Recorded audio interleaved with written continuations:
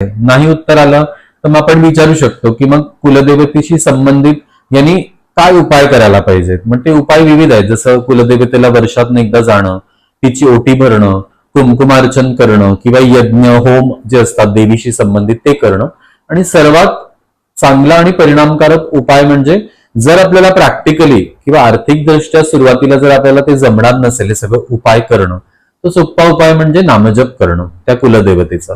म्हणजे जर आपली कुलदेवता भवानी आहे तर श्री भवानी देव्याय नमः, कोणाचं ज्योतिबा आहे तर श्री ज्योतिबा देवाय नमः, असं आपण नामजप करू शकतो. मग आपण हा प्रश्न विचारू शकतो की या व्यक्तीने 9 माळा नामजप करायला पाहिजे, 6 माळा पडायला पाहिजे की 3 माळा. मग ते उत्तर आपल्याला सापडतं.